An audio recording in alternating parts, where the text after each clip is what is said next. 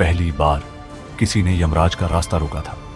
हनुमान एक कदम आगे बढ़ते हैं और कहते हैं, जब तक मैं हूं कोई भी प्रभु श्री राम तक नहीं पहुंच सकता।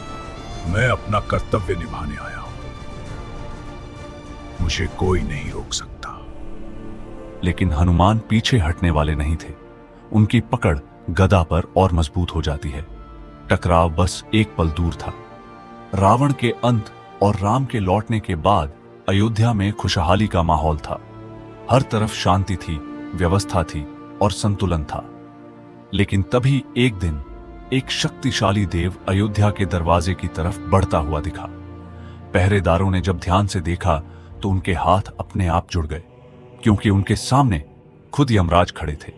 मौत के देवता अयोध्या के दरवाजे पर थे और इसका मतलब सिर्फ एक था, आज अयोध्या में कुछ ऐसा होने वाला था जो पहले कभी नहीं हुआ। यमराज बिना रुके आगे बढ़ते हैं। उनकी नजर सीधा राजमहल पर थी। उनका लक्ष्य साफ था, आज वे श्री राम के लिए आए थे। लेकिन सवाल यह है कि जिन्हें पूरी सृष्टि पूजती है, उनके पास खुद यमराज क्यों आए? उस समय अयोध्या शांत थी, लेकिन उस शांति के अंदर एक अनदेखा तनाव फैल चुका था, जैसे पूरा नगर आने वाले क्षण को महसूस कर रहा हो। यमराज दरवाजे के और करीब आते हैं और तभी अचानक आसमान में एक तेज रोशनी चमकती है। एक जोर की आवाज गूंजती है।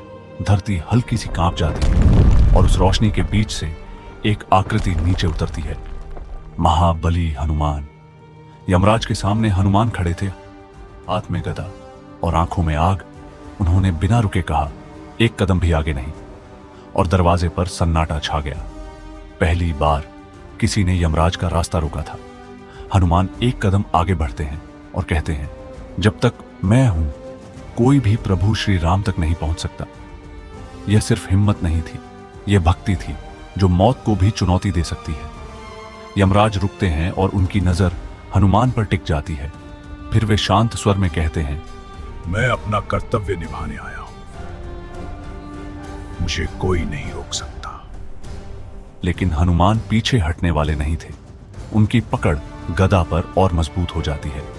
टकराव बस एक पल दूर था, लेकिन अगले ही पल सब कुछ गायब हो गया। न ही वहां हनुमान थे और न ही कोई उन्हें चुनौती दे रहा था। दरवाजा पूरी तरह खाली था। यमराज रुकते हैं और तुरंत समझ जाते हैं कि यह उनके मन का डर था। वो अपनी पलकें झपकाते हैं और उसी के साथ अब उनका डर खत्म हो चुका था। अब रास्ता साफ था, उन्हें कोई रोकने वाला नहीं था और यमराज बिना रुके आगे बढ़ गए। अब असली सवाल यह है कि अगर हनुमान वहां नहीं थे तो वह थे कहां? और क्या उन्हें जानबूझकर इस पल से दूर रखा गया था? क्योंकि अगर हनुमान उस दरवाजे पर खड़े होते तो यमराज इतने आसानी से अंदर नहीं जा पाते और शायद यह कहानी यहीं बदल जाती। अगर आप भी प्रभु श्री राम और हनुमान जी के भक्त हैं तो इस वीडियो को जरूर लाइक करें और कमेंट में जय श्री राम लिखना ना भूलें। टारगेट रखते हैं 1000 लाइक्स का। देखते हैं कितने हिंदू इस कहानी को पसंद करते हैं और अपने धर्म को सपोर्ट करते हैं। और अगर आप ऐसी कहानियों के पीछे का सच समझना चाहते हैं तो चैनल को सब्सक्राइब जरूर करें। इसी बीच यमराज बिना रुके राजमहल के अंदर प्रवेश करते हैं, लेकिन इस बार वे अपने असली रूप में नहीं थे। वो एक साधारण अर्शी के वेश में अयोध्या में प्रवेश करते हैं। शांत चेहरा, धीमी चाल, कोई उन्हें पहचान नहीं पाता। वे सीधे उस कक्ष की ओर बढ़ते हैं जहां श्री राम विराजमान थे। जैसे ही वे भीतर प्रवेश करते हैं, राम उनकी ओर देखते हैं और तुरंत समझ जाते हैं कि यह कोई साधारण ऋषि नहीं है, यह स्वयं यमराज हैं। राम उठते हैं और उनका सम्मान करते हैं। वो यमराज से पूछते हैं, प्रभु आप किस उद्देश्य से आए हैं? ऋषि के रूप में यमराज उत्तर देते हैं, मुझे आपसे एकांत में बात करनी है। कमरे का वातावरण तुरंत बदल जाता है। यह साधारण वार्ता नहीं होने वाली थी।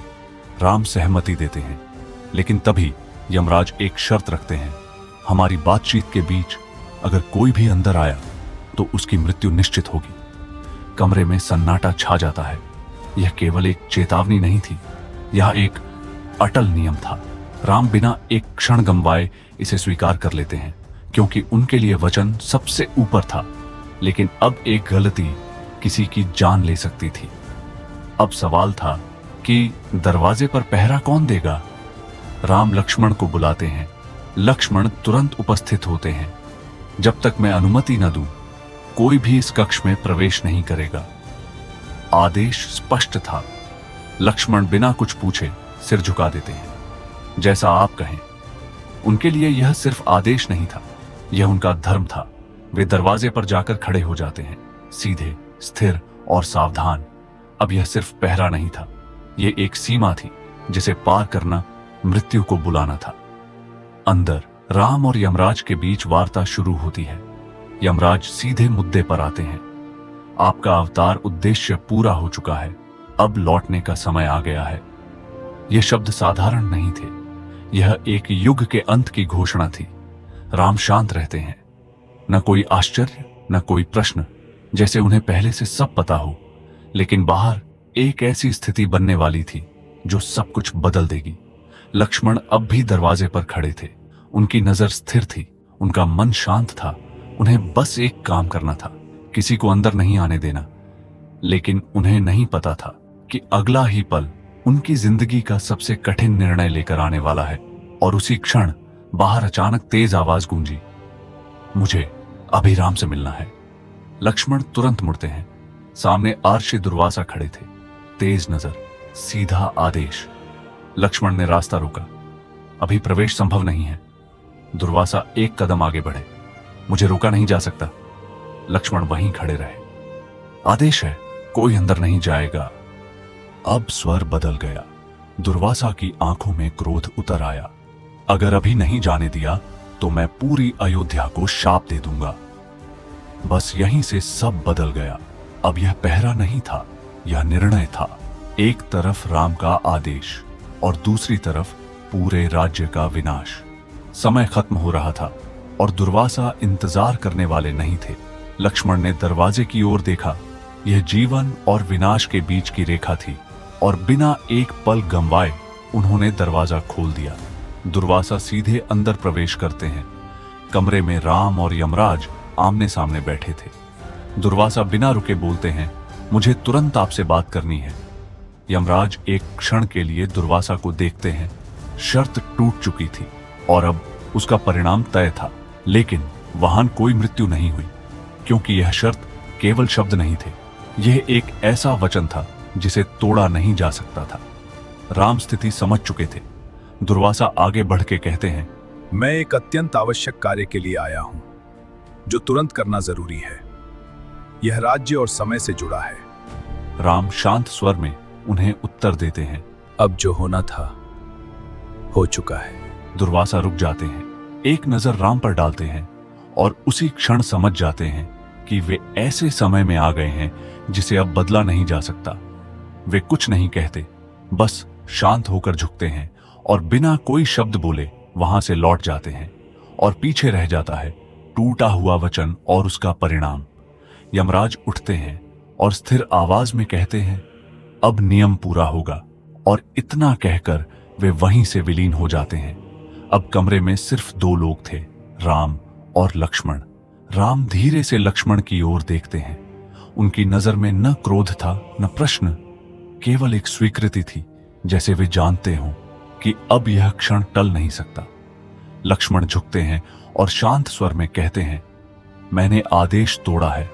राम कुछ नहीं कहते, क्योंकि वे जानते थे कि अब यह केवल आदेश का उल्लंघन नहीं रहा, यह वचन का भंग था और वचन उनके लिए सबसे ऊपर था। लक्ष्मण सीधा खड़े होते हैं, कोई सफाई नहीं, जैसे निर्णय पहले ही लिया जा चुका हो। वे मुड़ते हैं और बिना रुके कक्ष से बाहर निकल जाते हैं। महल के बाहर अयोध्या वैसी ही थी, शांत, स्थिर, जैसे कुछ हुआ ही ना हो। लक्ष्मण बिना किसी रुकावट के सीधे सरयू नदी की ओर बढ़ते रहते हैं। उनके कदम नहीं रुकते और वे एक बार भी पीछे मुड़कर नहीं देखते। सरयू नदी सामने आती है और बिना ठहरे, बिना किसी हिचकिचाहट के लक्ष्मण सीधे जल में प्रवेश कर जाते हैं। न कोई शोर उठता है, न कोई विदाई होती है। सब कुछ शांत रहता है, जैसे यह अंत नहीं, एक पूर्णता हो। अब प्रश्न उठता है, उस समय हनुमान कहां थे? क्योंकि अगर वह अयोध्या में होते तो यह सब होने ही नहीं देते। सच यह है कि हनुमान उस क्षण वहां थे ही नहीं। उन्हें जानबूझकर उस समय से दूर रखा गया था, क्योंकि राम यह जानते थे कि हनुमान की भक्ति ऐसी है कि वह किसी भी स्थिति में उन्हें जाने नहीं देंगे। न नियम उनके सामने टिकेगा, न परिणाम। और अगर यमराज सामने होते तो हनुमान उनका रास्ता जरूर रोकते, और तब यह निर्णय कभी पूरा नहीं हो पाता। अब सब स्पष्ट था, लक्ष्मण जा चुके थे, वचन पूरा हो चुका था, और अब अगला कदम राम का था। राम उठते हैं, वे कुछ नहीं कहते, कोई घोषणा नहीं करते, लेकिन अयोध्या समझ जाती है। लोग अपने आप उनके पीछे चलने लगते हैं। पूरा नगर एक साथ शांत, बिना किसी प्रश्न के राम सरयू के तट तक पहुंचते हैं। वे रुकते नहीं, पीछे मुड़कर नहीं देखते, बस सीधे जल की ओर बढ़ते हैं, और उसी क्षण उनका स्वरूप सरयू के जल में विलीन हो जाता है। न कोई घोषणा होती है, न कोई विदाई, बस एक शांत प्रस्थान। लेकिन प्रश्न अब भी बाकी है, क्या धर्म इतना कठोर होता है कि वह अपने ही प्रियजनों का त्याग मांग ले? लेकिन इस कहानी का सबसे बड़ा सत्य कुछ और है। यह कहानी त्याग की नहीं है, यह कहानी उस धर्म की है जिसके लिए श्री राम ने अपने ही जीवन को भी पीछे छोड़ दिया। अगर यह कहानी आपको भीतर तक छू गई हो तो वीडियो को लाइक जरूर करें, और ऐसे ही ज्ञान के लिए चैनल को सब्सक्राइब करना न भूलें।